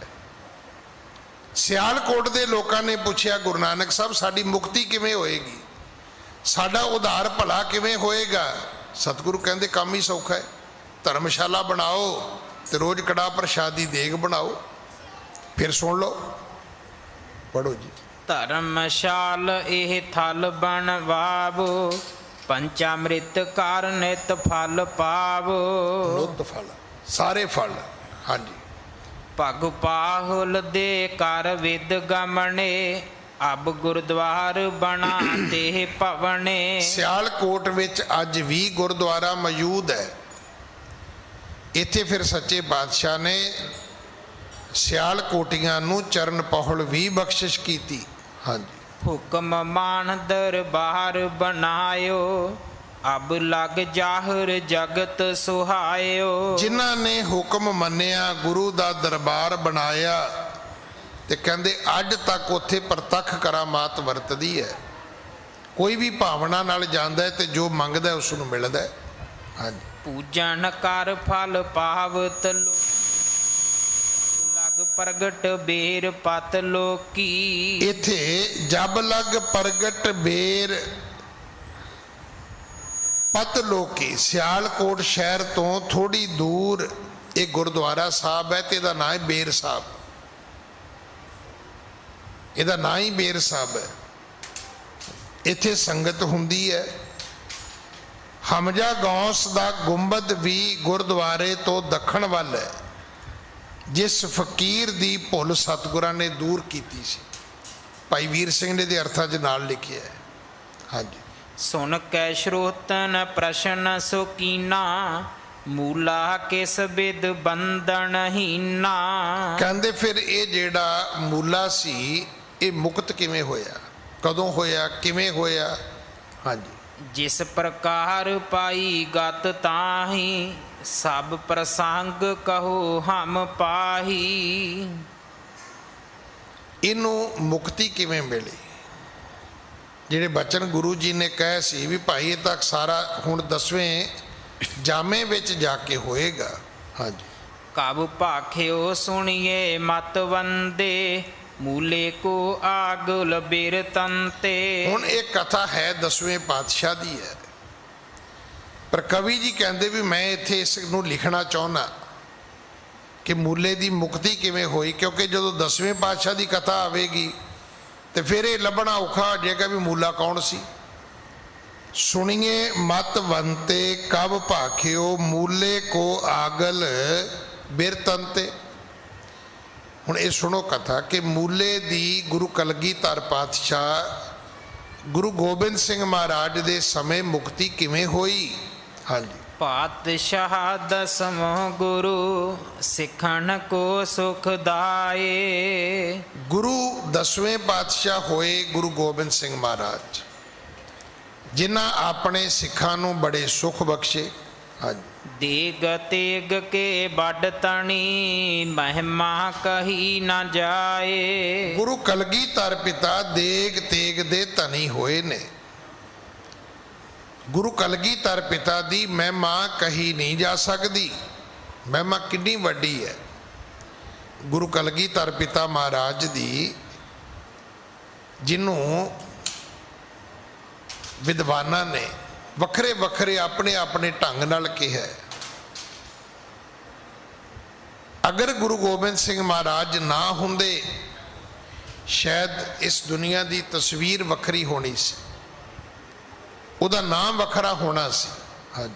ਸ਼੍ਰੀ ਗੋਬਿੰਦ ਸਿੰਘ ਰੁਚਰ ਬਿਸਾਲਾ ਜਬ ਹੀ ਬੈਠੇ ਤਖਤ ਕਿਰਪਾਲਾ। ਗੁਰੂ ਕਲਗੀਧਰ ਪਿਤਾ ਜਦੋਂ ਤਖਤ ਤੇ ਸੁਭਾਏਮਾਨ ਹੋਏ, ਗੁਰੂ ਤੇਗ ਬਹਾਦਰ ਮਹਾਰਾਜ ਦੀ ਬਖਸ਼ੀ ਗੁਰਿਆਈ ਜਦੋਂ ਉਹਨਾਂ ਨੂੰ ਪ੍ਰਾਪਤ ਹੋਈ ਹੈ। ਸੰਗਤ ਕੋ ਉਧਾਰ ਬਹੁ ਕਰਹੀ ਪ੍ਰਬਲ ਤੇਜ ਦੁਸ਼ਟਨ ਕੋ ਹਰਹੀ। ਸੰਗਤ ਕੋ ਉਧਾਰ ਬਹੁ ਕਰਹੀ, ਸੱਚੇ ਪਾਤਸ਼ਾਹ ਨੇ ਬਹੁਤ ਸੰਗਤ ਦਾ ਉਧਾਰ ਕੀਤਾ। ਅੰਮ੍ਰਿਤ ਦੀ ਦਾਤ ਬਖਸ਼ੀ, ਖੰਡੇ ਬਾਟੇ ਦੀ ਪਹੁਲ ਬਖਸ਼ੀ, ਬੇਅੰਤ ਅਨੰਤ ਬਖਸ਼ਿਸ਼ਾਂ ਦੇ ਨਾਲ ਸੱਚੇ ਪਾਤਸ਼ਾਹ ਨੇ ਨਵਾਜਿਆ। ਹਾਂਜੀ। ਏਕ ਬੈਸਨ ਸੁਣੀ ਪ੍ਰਸੰਸਾ ਗੁਰੂ ਬਡੋ ਸੋਡਿਆਨ ਅਤਵੰਸਾ।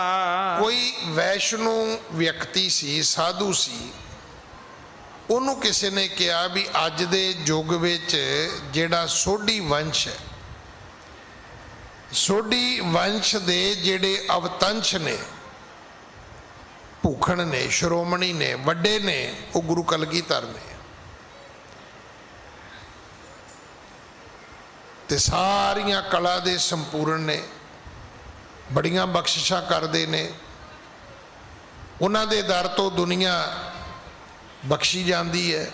ਹਾਂਜੀ। ਸ਼੍ਰੀ ਨਾਨਕ ਸਥਾਨ ਸੁਬੈਸਾ ਕਰਤ ਉਧਾਰ ਦੇਤ ਉਪਦੇਸ਼ਾ। ਉਹ ਗੁਰੂ ਨਾਨਕ ਸਾਹਿਬ ਜੀ ਦੀ ਗੱਦੀ ਤੇ ਬੈਠੇ ਨੇ। ਉਹਨਾਂ ਦੀ ਗੱਦੀ ਗੁਰੂ ਨਾਨਕ ਸਾਹਿਬ ਦੀ ਗੱਦੀ ਹੈ। ਕਰਤ ਉਧਾਰ ਦੇਤ ਉਪਦੇਸ਼ਾ, ਉਪਦੇਸ਼ ਦਿੰਦੇ ਨੇ ਤੇ ਸੰਸਾਰ ਉਹਨਾਂ ਦੀ ਕਿਰਪਾ ਦੇ ਨਾਲ ਮੁਕਤ ਹੁੰਦਾ ਹੈ। ਹਾਂਜੀ। ਬਹੁ ਬਵੇਕ ਨਿਦ ਸੰਤ ਸਰੂਪਾ ਅਸ ਜਬ ਮਹਿਮਾ ਸੁਣੀ ਅਨੂਪਾ। ਜਦੋਂ ਇਹੋ ਜੀ ਬਵੇਕ ਨਿਧੀ ਸੰਤ ਸਰੂਪ ਦੀ ਮਹਿਮਾ ਸੁਣੀ, ਜਦੋਂ ਉਸ ਵੈਸ਼ਨਵ ਵਿਅਕਤੀ ਨੇ ਜਾਂ ਸਾਧੂ ਨੇ ਗੁਰੂ ਕਲਗੀਧਰ ਪਿਤਾ ਮਹਾਰਾਜ ਦਾ ਜਸ ਸੁਣਿਆ, ਹਾਂਜੀ, ਦਰਸ਼ ਹੇਤ ਚਲ ਕਰ ਸੋ ਆਵਾ ਅਵਲੋਕਨ ਆਚਾਰ ਲਲਚਾਵਾ। ਇਹ ਆ ਗਿਆ ਗੁਰੂ ਕਲਗੀਧਰ ਪਿਤਾ ਜੀ ਦੇ ਦਰਸ਼ਨ ਕਰਨ। ਦਰਸ਼ ਹੇਤ ਚਲ ਕਰ ਸੋ ਆਵਾ ਅਵਲੋਕਨ ਆਚਾਰ ਲਲਚਾਵਾ। ਗੁਰੂ ਜੀ ਦੇ ਜਿਹੜੇ ਕਰਾਮਾਤੀ ਕਰਤੱਵ ਸਨ ਉਹ ਵੇਖਣਾ ਚਾਹੁੰਦਾ ਸੀ ਆਪਣੇ ਅੱਖੀ, ਕਿ ਮੈਂ ਵੇਖਾਂ ਤੇ ਸਹੀ ਵੀ ਇਹ ਕਰਾਮਾਤ ਗੁਰੂ ਕਲਗੀਧਰ ਦੇ ਦਰ ਤੇ ਕਿਵੇਂ ਵਰਤਦੀ ਹੈ, ਕਿਵੇਂ ਮੁਕਤ ਹੁੰਦੇ ਨੇ ਲੋਕ, ਕਿਵੇਂ ਬਖਸ਼ਿਸ਼ਾਂ ਦਾ ਮੀਂਹ ਵਰਦਾ ਹੈ ਉੱਥੇ, ਇਹ ਜਿਹੜੇ ਸੋਢੀ ਅਵਤੰਸ ਨੇ ਕਿਵੇਂ ਕਿਰਪਾ ਕਰਦੇ ਨੇ। ਹਾਂਜੀ। ਗਏ ਅਖੇਰ ਗੁਰੂ ਤਹਿ ਕਾਲਾ ਸ਼ਸਤਰ ਸਜਾਏ ਸੋ ਬਾਹਾ ਬਿਸਾਲਾ। ਜਦੋਂ ਨੂੰ ਇਹ ਵੈਸ਼ਨੂ ਸਾਧੂ ਆਇਆ ਹੈ, ਉਦੋਂ ਤੱਕ ਗੁਰੂ ਕਲਗੀਧਰ ਪਿਤਾ ਸ਼ਸਤਰਬੱਧ ਹੋ ਕੇ ਘੋੜੇ ਤੇ ਚੜ੍ਹ ਕੇ ਸਿੱਖਾਂ ਨੂੰ ਨਾਲ ਲੈ ਕੇ ਸ਼ਿਕਾਰ ਖੇਡਣ ਲਈ ਚਲੇ ਗਏ ਸੀ, ਤੁਰ ਗਏ ਸਨ। ਹਾਂਜੀ। ਬੂਝੈ ਮਨ ਜ ਬੈਸ਼ਨੋ ਜਾਈ ਸ਼੍ਰੀ ਬਵੇਕ ਨਿਦ ਹੈ ਕਿਹ ਥਾਈ। ਜਦੋਂ ਵੈਸ਼ਨੂ ਸਾਧੂ ਜਿਹੜਾ ਸੀ ਉਹ ਆਨੰਦਪੁਰ ਸਾਹਿਬ ਆਇਆ ਤੇ ਉਹਨੇ ਕੀ ਵੇਖਿਆ ਕਿ ਗੁਰੂ ਕਲਗੀਧਰ ਪਿਤਾ ਉੱਥੇ ਮੌਜੂਦ ਨਹੀਂ ਹੈ, ਉਹ ਹਾਜ਼ਰ ਨਹੀਂ ਹੈ ਆਪਣੀ ਨਗਰੀ ਦੇ ਵਿੱਚ, ਉਹਦਾ ਸ਼ਿਕਾਰ ਖੇਡਣ ਵਾਸਤੇ ਗਏ ਹੋਏ ਨੇ। ਹਾਂਜੀ। ਦਰਸ਼ਨ ਕਰਨ ਮੋਰ ਅਬੁਲਾਖਾ ਸੁਣ ਕੇ ਇੱਕ ਸਿੱਖ ਤਹਿ ਸੋ ਭਾਖਾ। ਗੁਰੂ ਜੀ ਦੇ ਦਰਸ਼ਨ ਕਰਨ ਮੋਰ ਅਬਲਾਖਾ। ਇਹ ਕਹਿਣ ਲੱਗਾ ਜੀ ਮੈਨੂੰ ਤਾਂ ਬੜੀ ਤੀਬਰਿਸ਼ ਹੈ ਕਿ ਮੈਂ ਗੁਰੂ ਕਲਗੀਧਰ ਪਾਤਸ਼ਾਹ ਜੀ ਦੇ ਦਰਸ਼ਨ ਕਰਨੇ ਨੇ। ਤੇ ਗੁਰੂ ਜੀ ਦੇ ਸਿੱਖ ਨੇ ਇਹਨੂੰ ਅਗਵਾਨੀ ਦਿੱਤੀ, ਦੱਸਿਆ ਕਿ ਭਾਈ ਹੁਣ ਜਾ ਤੇ ਤੂੰ ਇੱਥੇ ਰੁਕ, ਸਮਾਂ ਲੱਗੇਗਾ, ਜਿਵੇਂ ਆਪਾਂ ਅੱਜ ਕਹਿੰਦੇ ਵੀ ਵੇਟ ਕਰੋ ਜੀ। ਸਤਿਗੁਰੂ ਜੀ ਤਾਂ ਬਾਹਰ ਗਏ ਨੇ ਸ਼ਿਕਾਰ ਖੇਡਣ ਵਾਸਤੇ। ਹਾਂਜੀ। ਸ਼੍ਰੀ ਗੁਰ ਅਬ ਹੀ ਤੋਹੇ ਅਗਾਰੀ ਗਏ ਸ਼ਿਕਾਰ ਉਜਾਰ ਮਜਾਰੀ। ਹੁਣੇ ਹੀ ਸਤਿਗੁਰੂ ਜੀ ਤੇਰੇ ਅੱਗੇ ਅੱਗੇ ਹੀ ਗਏ ਨੇ। ਉਹ ਪੁੱਛਦਾ ਕਿੱਥੇ ਗਏ ਨੇ, ਕਹਿੰਦੇ ਸ਼ਿਕਾਰ ਖੇਡਣ ਗਏ ਨੇ, ਅਖੀਰ ਵਾਸਤੇ ਗਏ ਨੇ, ਘੋੜੇ ਲੈ ਕੇ, ਬਾਜ ਲੈ ਕੇ, ਆਪਣੀ ਫੌਜ ਲੈ ਕੇ ਸਤਿਗੁਰੂ ਜੀ ਗਏ ਨੇ। ਹਾਂਜੀ। ਇਉਂ ਸੁਣ ਤਰਕ ਤੁਪਾ ਮਨ ਮਾਹੀ ਕਰਨ ਉਧਾਰ ਉਚਿਤ ਇਹ ਨਾਹੀ। ਇਸ ਵੈਸ਼ਨੂ ਵਿਅਕਤੀ ਦੇ ਸਾਧੂ ਦੇ ਮਨ ਵਿੱਚ ਭਰਮ ਆ ਗਿਆ ਕਿ ਮੈਂ ਕਿੱਥੇ ਆ ਗਿਆ। ਗੁਰੂ ਸ਼ਿਕਾਰ ਖੇਡਦਾ ਫਿਰਦਾ ਹੈ, ਗੁਰੂ ਸ਼ਿਕਾਰ ਦੇ ਵਿੱਚ ਪੰਛੀਆਂ ਤੇ ਜਾਨਵਰਾਂ ਨੂੰ ਮਾਰਦਾ ਫਿਰਦਾ ਹੈ, ਤੇ ਜੀਵਾਂ ਦਾ ਵੱਧ ਕਰਨ ਵਾਲਾ ਮੇਰੀ ਮੁਕਤੀ ਤਾਂ ਕਿਸੇ ਦੀ ਮੁਕਤੀ ਕਦੋਂ ਕਰੇਗਾ। ਅੱਜ ਵੀ ਜਿਹੜਾ ਸਾਡੇ ਵਿੱਚ ਇੱਕ ਸੁਨੇਹਾ ਉਹ ਇਹ ਹੀ ਹੈ ਕਿ ਜਿਹਦੇ ਤੋਂ ਜੀਵ ਮਰਦੇ ਨੇ ਅਸੀਂ ਉਹਨੂੰ ਪੁੰਨੀ ਨਹੀਂ ਸਮਝਦੇ, ਅਸੀਂ ਉਹਨੂੰ ਪਾਪੀ ਸਮਝਦੇ ਹਾਂ ਵੀ ਤੇ ਬਹੁਤ ਮਾੜਾ ਆਦਮੀ ਹੈ। ਵੈਸ਼ਨੂ ਦੇ ਮਨ ਵਿੱਚ ਵੀ ਭਰਮ ਆ ਗਏ ਵੀ ਇੱਥੋਂ ਮੁਕਤੀ ਦੀ ਕਿਹੜੀ ਗੱਲ ਕੀਤੀ ਜਾ ਸਕਦੀ ਹੈ। ਇਹ ਤਾਂ ਗੁਰੂ ਜੀ ਆਪ ਸ਼ਿਕਾਰ ਖੇਡਦੇ ਜੀਵਾਂ ਦਾ ਵੱਧ ਕਰਦੇ ਫਿਰਦੇ ਨੇ। ਹਾਂਜੀ। ਦਇਆਹੀਨ ਜੋ ਜੀਵਨ ਮਾਰੈ, ਸੋ ਕੈਸੇ ਕੈ ਜਗਤ ਉਧਾਰੈ। ਜਿਹਦੇ ਕੋਲ ਦਇਆ ਹੀ ਨਹੀਂ, ਕਿਉਂਕਿ ਜੀਵਾਂ ਨੂੰ ਮਾਰਨ ਵਾਸਤੇ ਦਇਆ ਤੇ ਨਹੀਂ ਨਾ ਹੋ ਸਕਦੀ। ਜੇ ਆਪਾਂ ਜੀਵਾਂ ਤੇ ਦਇਆ ਕਰਾਂਗੇ ਤੇ ਮਾਰਾਂਗੇ ਕਿਵੇਂ ਭਾਈ? ਉਹ ਕਹਿੰਦਾ ਦਇਆਹੀਨ ਜੋ ਜੀਵਨ ਮਾਰੇ, ਸੋ ਕੈਸੇ ਕਿ ਜਗਤ ਉਧਾਰੇ। ਦਇਆ ਤੋਂ ਹੀਣਾ ਜਿਹੜਾ ਜੀਵਾਂ ਨੂੰ ਮਾਰਦਾ ਹੈ, ਉਹ ਜਗਤ ਦਾ ਉਧਾਰ ਕਿਵੇਂ ਕਰ ਸਕਦਾ ਹੈ? ਉਹਦੇ ਤੋਂ ਜਗਤ ਦਾ ਕਲਿਆਣ ਹੋ ਹੀ ਨਹੀਂ ਸਕਦਾ। ਹਾਂਜੀ। ਤਦਿਅਪ ਮੈਂ ਆਇਓ ਅਬ ਚੱਲ ਕੈ, ਜਾਉ ਸਦਨ ਇੱਕ ਵਾਰੀ ਮਿਲ ਕੈ। ਪਰ ਕਹਿੰਦਾ ਵੀ ਚਲੋ ਮੈਂ ਇੱਕ ਵਾਰੀ ਘਰ ਜਾਵਾਂ, ਆਪਣੇ, ਪਰ ਘਰ ਜਾਣ ਤੋਂ ਪਹਿਲਾਂ ਮੈਨੂੰ ਦਰਸ਼ਨ ਤਾਂ ਗੁਰੂ ਜੀ ਦੇ ਕਰਨੇ ਹੀ ਬਣਦੇ ਨੇ, ਕਿ ਮੈਂ ਇੱਕ ਵਾਰੀ ਦਰਸ਼ਨ ਤੇ ਕਰ ਲਵਾਂ, ਮੁੜ ਕੇ ਆਉਣਾ ਤੇ ਬਣਦਾ ਹੀ ਨਹੀਂ ਹੈ, ਕਿਉਂਕਿ ਸ਼ਰਧਾ ਜਿਹੜੀ ਸੀ ਉਹਦੀ ਉਹ ਮੁੱਕ ਚੁੱਕੀ ਸੀ। ਤੇ ਜਦੋਂ ਉਹਦੀ ਸ਼ਰਧਾ ਹੀ ਨਹੀਂ ਰਹੀ ਤੇ ਦੁਬਾਰਾ ਕਿਉਂ ਆਏਗਾ? ਕਿਉਂ ਉਹ ਸਫ਼ਰ ਕਰੇਗਾ? ਕਿਉਂ ਸਾਰਾ ਇਤਨਾ ਪੰਧ ਉਲੰਘ ਕੇ ਆਏਗਾ? ਤਦਪ ਮੈਂ ਆਇਓ ਅਬ ਚੱਲ ਕੇ, ਜਾਉ ਸਦਨ ਇੱਕ ਵਾਰੀ ਮਿਲ ਕੇ। ਇੱਕ ਵਾਰੀ ਤਾਂ ਮਿਲ ਕੇ ਜ਼ਰੂਰ ਜਾਵਾਂਗਾ। ਤੁਰ ਪਿਆ ਜੰਗਲ ਵਾਲੇ ਪਾਸੇ ਨੂੰ। ਹਾਂਜੀ। ਆਸ ਵਿਚਾਰ ਕਰ ਵਹਿ ਰੂਪ ਧਾਰਾ, ਜਿਹ ਮਗ ਗਮਣੇ ਮੋਖ ਉਧਾਰਾ। ਪੁੱਛਦਾ ਹੈ ਲੋਕਾਂ ਨੂੰ ਵੀ ਦੱਸੋ ਗੁਰੂ ਜੀ ਕਿਹੜੇ ਪਾਸੇ ਗਏ ਨੇ। ਜਿਵੇਂ ਜਿਵੇਂ ਲੋਕ ਦੱਸ ਪਾਉਂਦੇ ਨੇ, ਉਵੇਂ ਉਵੇਂ ਇਹ ਜੰਗਲ ਵਾਲੇ ਮਾਰਗ ਨੂੰ ਤੁਰ ਪਿਆ। ਕਰਤ ਅਖੇਰ ਬਿਰਤ ਤਹਿ ਕਾਲਾ, ਜਾਇ ਬਲੋਕੇ ਦੀਨ ਦਇਆਲਾ। ਜਿੱਥੇ ਸੱਚੇ ਪਾਤਸ਼ਾਹ ਸ਼ਿਕਾਰ ਖੇਡਦੇ ਸੀ ਉੱਥੇ ਤੱਕ ਵੀ ਪਹੁੰਚ ਗਿਆ। ਸਤਿਗੁਰੂ ਜੀ ਸ਼ਿਕਾਰ ਖੇਡ ਰਹੇ ਸਨ। ਹਾਂਜੀ। ਨਿਕਸ ਸਸਾ ਇੱਕ ਚੱਲਿਓ ਅਗਾਰੀ, ਛੋੜਿਓ ਤਾਂ ਕੇ ਬਾਜ ਪਿਛਾਰੀ। ਇਤਨੇ ਨੂੰ ਕੀ ਹੋਇਆ, ਇੱਕ ਖਰਗੋਸ਼ ਉਹ ਨਿਕਲਿਆ ਤੇ ਦੌੜ ਪਿਆ, ਕਿਉਂਕਿ ਸਿੱਖ ਵੀ ਨਾਲ ਸੀ। ਉਹ ਸ਼ਿਕਾਰ ਨੂੰ ਸ਼ਿਕਾਰ ਤਾਂ ਰਹੇ ਸੀ, ਕਿਉਂਕਿ ਇਹਦੇ ਲਈ ਜੰਗਲ ਹੰਢਣਾ ਪੈਂਦਾ ਹੈ। ਝਾੜੀਆਂ ਝੂੜੀਆਂ ਨੂੰ ਡੰਡੇ ਡੁੰਡੇ ਮਾਰਨੇ ਪੈਂਦੇ ਨੇ, ਬੋਲਣਾ ਪੈਂਦਾ ਹੈ, ਤੇ ਉਹਦੇ ਵਿੱਚੋਂ ਕਈ ਜਾਨਵਰ ਜੀਵ ਜਿਹੜੇ ਉੱਥੇ ਛੁਪੇ ਹੁੰਦੇ ਨੇ ਉਹ ਉੱਠ ਕੇ ਭੱਜ ਪੈਂਦੇ ਨੇ। ਖਰਗੋਸ਼ ਨਿਕਲਿਆ ਤੇ ਦੌੜ ਪਿਆ, ਤੇ ਗੁਰੂ ਜੀ ਨੇ ਆਪਣਾ ਬਾਜ ਉਹਦੇ ਮਗਰ ਛੱਡ ਦਿੱਤਾ। ਹਾਂਜੀ।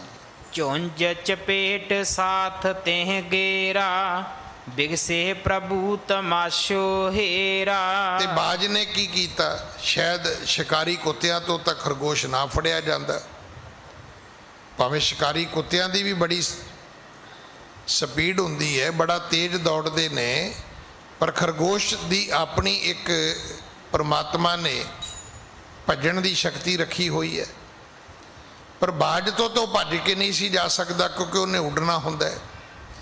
ਅਖੀਰ ਬਾਜ ਨੇ ਚੁੰਝਾਂ ਮਾਰ ਮਾਰ ਕੇ ਉਸ ਨੂੰ ਰੋਕ ਲਿਆ, ਖਰਗੋਸ਼ ਨੂੰ। ਹਾਂਜੀ। ਦੇਖ ਵੈਸ਼ਨੋ ਬਹੁ ਪਛਤਾਵਾ, ਮੈਂ ਕਾਹੇ ਇਨ ਟਿਗ ਚੱਲ ਆਵਾ।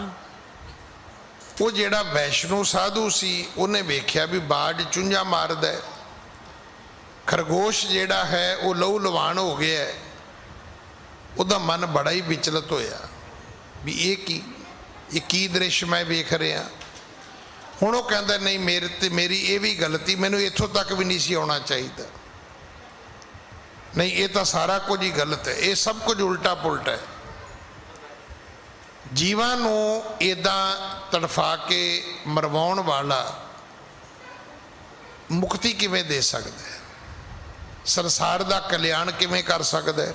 ਹਾਂਜੀ। ਤਰਫਤ ਜੀਵ ਜੋਹੇਰ ਬਿਕਾਸੇ, ਕਹਾਂ ਮੁਕਤ ਹੋਵੇ ਇਨ ਪਾਸੇ। ਜਿਹੜਾ ਜੀਵਾਂ ਨੂੰ ਤੜਫਦਿਆਂ ਵੇਖ ਕੇ ਹੱਸਦਾ ਹੋਵੇ,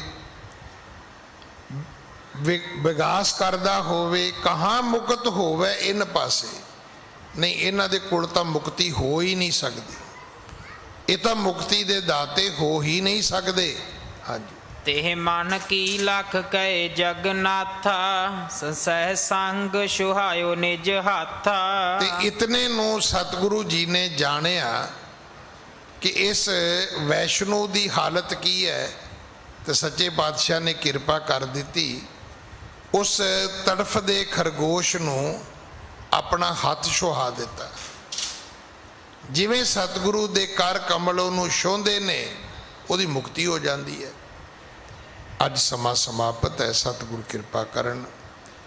ਅਗਲੀ ਕਥਾ ਆਪਾਂ ਕੱਲ ਗੁਰੂ ਕੀ ਗੋਦ ਵਿੱਚ ਬੈਠ ਕੇ ਸੁਣੀਏ। ਭੁੱਲਾਂ ਬਖਸ਼ੋ ਜੀ, ਫਤਿਹ ਬੁਲਾਓ। ਵਾਹਿਗੁਰੂ ਜੀ ਕਾ ਖਾਲਸਾ, ਵਾਹਿਗੁਰੂ ਜੀ ਕੀ ਫਤਿਹ।